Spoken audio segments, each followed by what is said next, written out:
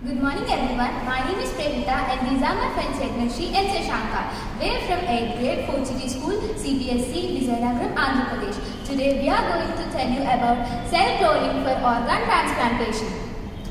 Recently, my uncle has met with an accident and lost his leg.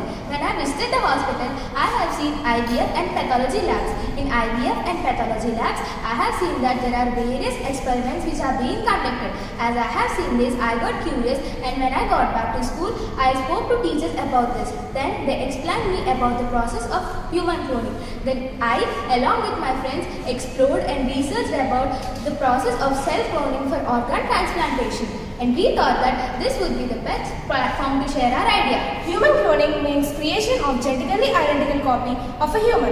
This term is generally used to refer to the artificial human cloning, which is the reproduction of human cells and tissues. It does not refer to the natural conception and delivery of identical twins. There are two types of human cloning. They are reproductive human cloning and therapeutic human cloning. Reproductive human cloning. In reproductive human cloning, we clone entire human instead of cloning specific cells. Therapeutic human cloning. In therapeutic human cloning, we clone specific cells instead of entire body. This therapeutic human cloning is again of two types: somatic cell nucleus transfer and pluripotent stem cell. The first person to introduce the idea of human cloning is Z.B.S. Haldane, John Bird and Sanderson Haldane. In 1996, with the cloning of a sheep named Dolly, the idea of human cloning became hot debate topic. In 1998, the first ever human hybrid clone was introduced using advanced cell technology. This included the process of somatic cell nucleus transfer. In this, nucleus was taken from man's leg cell and was inserted into a cow's egg cell from which the nucleus had been removed.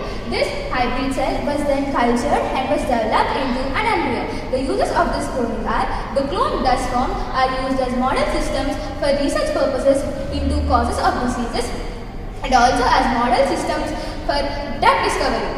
They are also used in stem cell therapy or to create organs to be used in transplantation.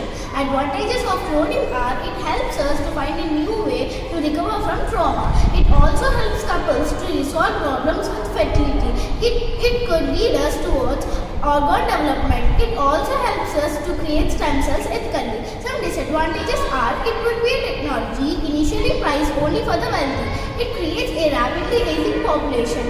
The result on society would be unpredictable. So, we are planning to visit IVF centers and pathology labs so that we can do more research if we get an opportunity to work on this project. Already spoke with them as to get information about creating organs for transplantation. Thank you for giving this opportunity.